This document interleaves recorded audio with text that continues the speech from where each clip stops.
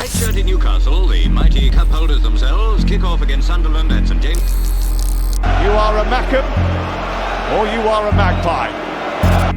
The most important fixture of the season. Forget El Clasico, forget the North London derby. If you want real hatred, real passion, and real chaos, you head to the northeast of England. Just 12 miles apart, Newcastle and Sunderland are separated not just by geography, but by a rivalry that splits an entire region in two.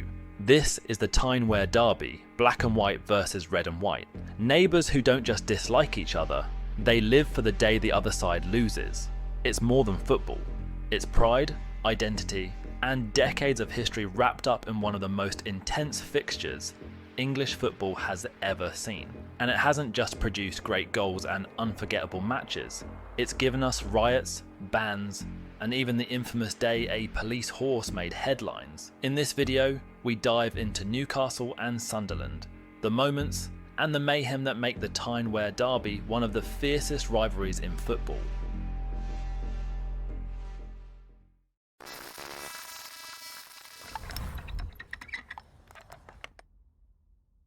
Long before St James's Park and the Stadium of Light became battlegrounds, the seeds of rivalry were already there. It's even said to stretch back to the English Civil War, when Royalist Newcastle and Parliamentarian Sunderland found themselves on opposite sides. But in footballing terms, it all kicked off in the late 19th century. Newcastle wasn't always united. Back then, it was Newcastle East End versus Newcastle West End, the original Geordie derby. When West End collapsed in 1892, East End grabbed the chance, renamed themselves Newcastle United, and set out to dominate the North East.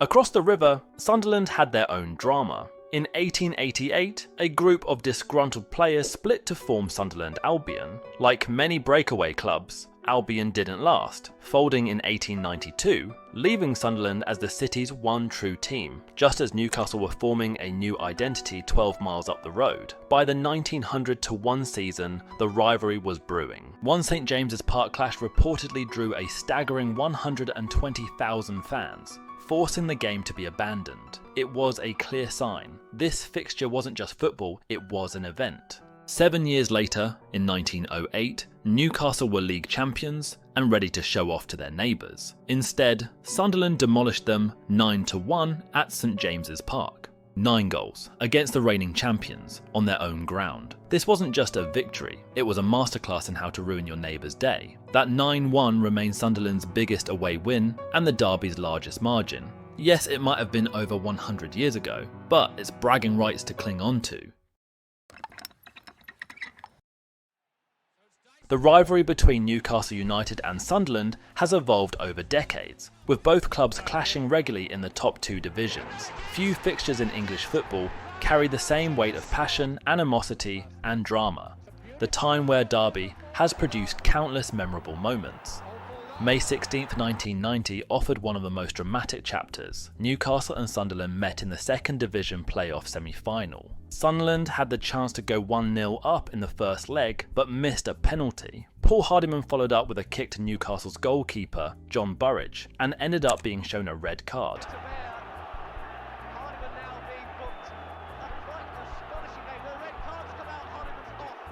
The first leg had ended goalless at Roker Park, setting up a tense decider at St James's Park. There have been few occasions this season to match St James's Park tonight. Over 32,000 fans packed the stadium, confident that Newcastle could edge past their rivals and move a step closer to promotion. Instead, Sunderland stunned their hosts, winning 2-0 on Tyneside. The defeat was painful enough, but the blow was worsened when Swindon Town were later punished for financial irregularities, handing Sunderland promotion. The 1996-97 season saw tensions escalate further. Police and both clubs agreed to a radical measure, banning away supporters from attending derby matches. This extraordinary step reflected the level of hostility and the inability to guarantee safety in the stands. Well, every football game is classified depending on its risk, if you like, and we have a category of A, B and C. A being a low risk and C being a higher risk. But really, when we're talking about Newcastle Sunderland, we're talking about C+ in many respects. It would also be the last ever derby match at Roker Park, with Sunderland moving to the new Stadium of Light. Newcastle went on to win the match 2-1 with goals from Beardsley and Ferdinand. Another unforgettable moment arrived in 1999, when Newcastle were led by manager Ruud Gullit. The Magpies were set to host Sunderland in a rain-soaked St James's Park. Alan Shearer and Duncan Ferguson, the team's two main strikers, were left out of the starting lineup in what many described as Gullit's suicide note. Despite taking the lead, Newcastle collapsed to a 2-1 defeat. Gullit's decision was heavily criticised, and within days he resigned. The match is still remembered less for the football itself than for the astonishing managerial gamble that cost Newcastle both the derby and their manager. Gamble didn't pay off.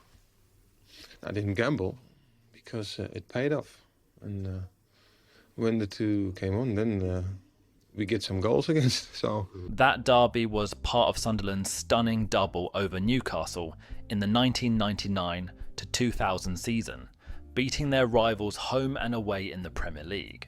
For Sunderland fans, that campaign remains one of their greatest bragging rights in modern times.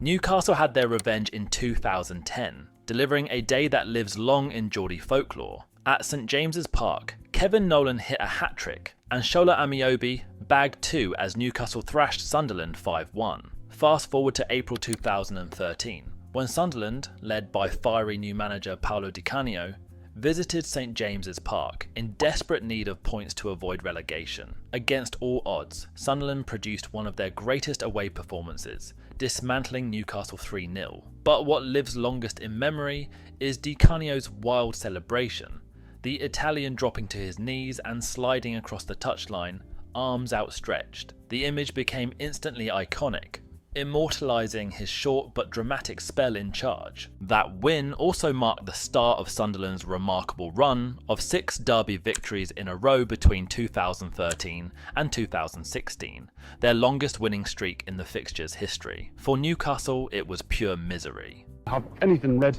in my wardrobe. I don't eat bacon because it's red. I don't even like tomatoes because they're red. For Sunderland, pure joy. The streak finally ended in March 2016, when Alexander Mitrovic scored a late equaliser at St James's Park to snatch a 1-1 draw. It may not have been a victory, but for Newcastle fans it felt like a small moment of relief, ending years of Derby Day torment. Although Newcastle did end up getting relegated from the Premier League that season, with Sunderland finishing just above them by 2 points, the small relief didn't last long. Quick one. Football isn't just about moments, it's about memories. That's why I've designed stadium map posters, so you can relive them every day. The mission?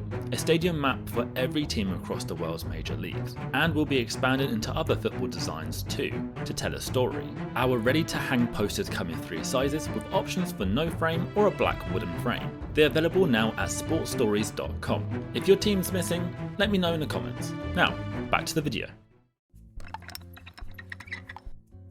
When you look at the numbers, it's almost impossible to split them. Across all competitions, Newcastle and Sunderland have faced each other 157 times. Newcastle just about edge it, with 54 wins to Sunderland's 53, while the two have shared 50 draws. Even the goals are tight. Newcastle have scored 227 goals, Sunderland 232 goals. It's basically neck and neck. The league meetings make up the bulk of it, with 142 clashes, where Newcastle lead with 51 wins to Sunderland's 47. In the FA Cup it's balanced too, with 3 wins each. So while the bragging rights swing back and forth, the record books show there's barely anything between them. Every derby really does feel like it could go either way. The Tyne-Wear derby has never been just about football though. It's also been about chaos, carnage, and the occasional horse. That 1990 playoff semi-clash we mentioned earlier. After the game, some Newcastle fans tried storming the pitch to get the game abandoned. It didn't work. Fast forward to 2001, and police made 160 arrests in connection to that match. Things got even wilder in 2002, when Sunderland's Seaburn Casuals and Newcastle's Gremlins firms arranged a scrap near the North Shields ferry terminal. It turned into one of the ugliest football brawls the UK had ever seen. Police later jailed the ringleaders thanks to text messages. By 2003, the rivalry spilled over into England's Euro 2004 qualifier against Turkey. Around 200 fans fought in Sunderland's city centre, launching bottles, cans, even wheel trims at police. 95 arrests later, both Newcastle and Sunderland were in the top 3 for arrests in the 2002 to 2003 season. More recent years still delivered drama. Joey Barton getting pelted in 2008, a Sunderland teenager shoving Steve Harper in 2011, and the infamous 2013 horse puncher moment after the April 2013 3-0 Sunderland win. In modern day football, this tie is a lesser spot one, with the two teams finding themselves in different leagues. The last time the teams met in a league game was in 2016, which ended in a 1-1 draw. The last game in all competitions was more recently. Newcastle faced Sunderland away in the FA Cup. On the 6th of January 2024, Newcastle won that match 3-0, securing a first away win over their rivals since 2011. On the 24th of May 2025, Sunderland defeated Sheffield United 2-1 at Wembley Stadium in the Championship playoff final to win promotion to the Premier League for the first time since 2017. So, with that, the 2025-26 Premier League season marks a return for the Tyne-Wear derby.